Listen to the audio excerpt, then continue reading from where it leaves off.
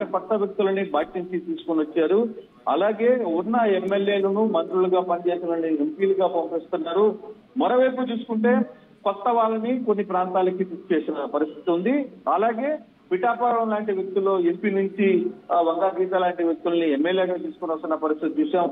కొత్త వ్యక్తులను చూసుకుంటే జగ్గంపేటలో స్థానిక అభ్యర్థులను కాదని చెప్పి తోట నరసింహన్కి ఇచ్చారు. పత్తిపాటలో పరపుల సుబ్బారావుకి గతంలో ఉన్న స్థానిక ఎమ్మెల్యేలు కాదని చెప్పి గతంలో ఆయన ఎమ్మెల్యేగా పోటీ చేసి ఓడిపోయిన పరిస్థితి ఉంది. కానీ ఆయనకి ఇచ్చారు.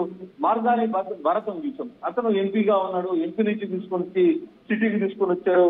రాజమండ్రి రూరల్ లో ఉన్న వేణుగోపాల్ ఎవరైతే మంత్రిగా ఉన్నారో ఆయన అక్కడి నుంచి తీసుకుని వచ్చి రాజమండ్రి రూరల్ కి తీసుకుని వచ్చిన పరిస్థితి అయితే ఉంది. చంద్రపురం నుంచి పోలవరం అయితే అక్కడ ఉన్న సిట్టింగ్ ఎమ్మెల్యేని మార్చాల్సిన పరిస్థితి అయితే వచ్చింది. రాజలక్ష్మిని తీసుకుని వచ్చిన పరిస్థితి అయితే ఉంది. అంటే చాలా వరకు మనం చూసుకుంటే చాలా మార్పులు చేర్పులు అయితే జరిగిన పరిస్థితి. కదిలో తీసుకుంటే అక్కడ సుధీర్ రెడ్డి ఉన్నాడు, అతను కాదని మగ్గులు అవకాశం ఇచ్చిన పరిస్థితి అయితే ఉంది.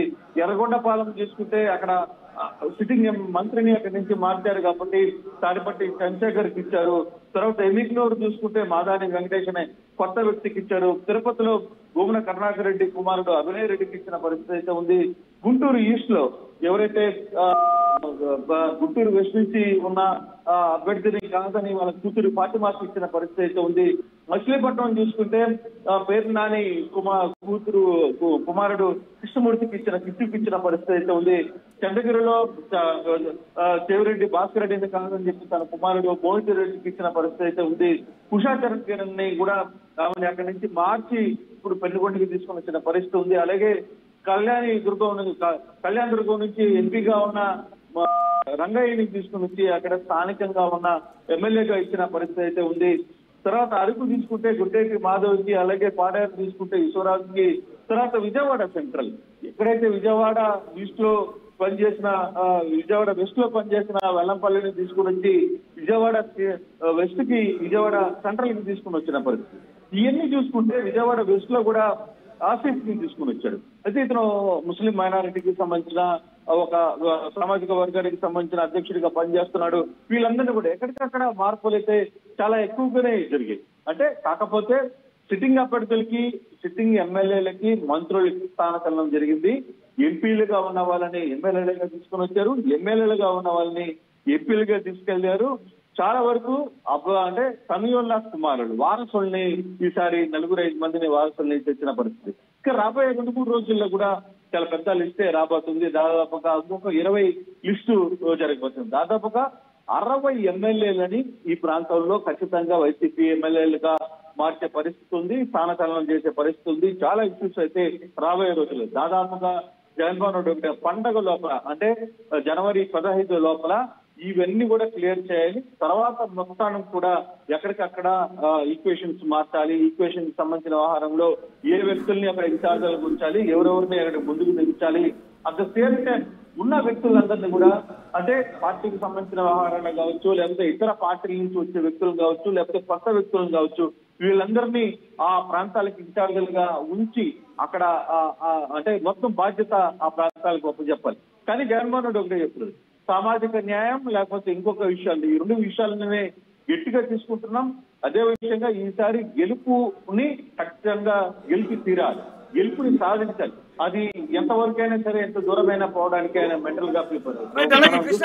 ఎంపీలకు సంబంధించి కూడా కొత్త అభ్యర్థుల్ని ఎంపీలు బరిలోకి దించబోతున్నారు. అలాగే ఇంట్రెస్టింగ్ ఇక్కడ శాంత ఆమె బళ్ళారి నుంచి కన్నడిగా ఇక్కడికి మళ్ళీ ఏకంగా పార్టీలో జాయిన్ అయిన వెంటనే ఎంపీ టికెట్ ఇవ్వడం ఈ అనూహ్యంగా చోటు చేసుకున్న పరిస్థితి. దీనికి సంబంధించి పార్టీ అధ్యక్షుడు ఎందుకు ఇలాంటి నిర్ణయం తీసుకోవాల్సి వచ్చింది? ఎందుకు ఇంత అనూహ్య పరిణామం చోటు చేసుకుంది ఇక్కడ? అంటే శ్రీరాములు బీజేపీకి సంబంధించిన శ్రీరాములు సిస్టరే శాంతమ్మ గతంలో ఎంపీగా పోటీ చేసి అక్కడ గెలుపొంది.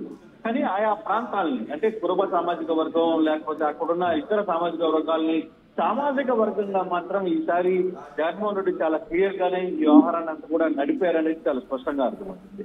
ఇప్పుడు మనం చూసుకుంటే వారసల విషయంలో కూడా వారసల విషయాన్ని ముందు పెట్టి వెనకాల తతంగం మొత్తం కూడా ఇప్పుడు మచిలీపట్నం చూసుకుంటాం, కిట్టు అభ్యర్థిగా పోటీ చేస్తున్నాడు. కానీ ఆ కిట్టుకు సంబంధించి వ్యవహారాన్ని మొత్తాన్ని కూడా తన తండ్రి పేరుని నాని ఈ వ్యవహారాన్ని అంతా కూడా నడపాలి. అక్కడ గెలుపు బాధ్యతలంతా అతనిది. సో అక్కడ ఉన్న మంచి చెడ్డ మొత్తం కూడా అతను చూడాలి. తిరుపతి తీసుకుంటే అభినయ్ రెడ్డి ఉన్నప్పటికీ కూడా తన తండ్రి భూమన కరుణాకర్ రెడ్డి తిరుపతిలో ఒక బలమైన ఉన్నారు, వ్యక్తిగా ఉన్నారు. ఆయన టీటీడీ చైర్మన్ గా పనిచేస్తున్నారు. ఇవన్నీ వ్యవహారాలు నడుస్తున్నాయి. అలాగే భాస్కర్ రెడ్డి, కేవరెడ్డి భాస్కర్ రెడ్డి తన కుమారుడు మోహిత్ రెడ్డికి ఇచ్చారు. అక్కడ భాస్కర్ రెడ్డి వ్యవహారాన్ని నేర్పాలి. భాస్కర్ రెడ్డి చాలా కీలకంగా వస్తున్నారు.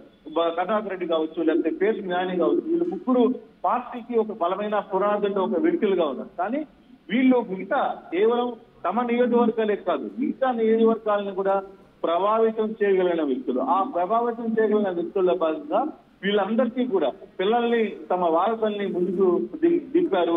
పిల్లి సుభాష్ చంద్రబోస్ ఇట్లాంటి ఇంపోజిషన్స్ అన్ని కూడా వాళ్ళ కొడుకు సూర్యప్రకాష్ ఇచ్చారు. ఇట్లాంటి అన్ని కూడా వ్యక్తులందరినీ కూడా కొంత స్టార్ కార్పొరేషన్లుగా ఉపయోగించాలి. ఇతర ప్రాంతాల్లో కేవలం వాళ్ళు ఆ నియోజకవర్గాలకే పరిమితి కాకూడదు. వాళ్ళు కేవలం అక్కడక్కడే ఉన్నారని ఒక్కసారి ఉభయ గోదావరి జిల్లాలకు సంబంధించి ముఖ్యంగా టీడీపీ జనసేన పొత్తులో భాగంగా వెళ్తున్నాయి. అక్కడ చాలా టఫ్ ఫైట్ ఇచ్చే అవకాశం ఉందని భావిస్తున్న నేపథ్యంలో అక్కడ కూడా దాదాపుగా 7 స్థానాలు ప్రకటించారు ముఖ్యమంత్రి. సో దీనికి సంబంధించి ఎట్లాంటి చర్చ సాగుతుంది? అంటే ఇప్పుడు తెలుగుదేశం, పవన్ కళ్యాణ్ అంటే జనసేన ఇద్దరు కలిసిన తర్వాత చాలా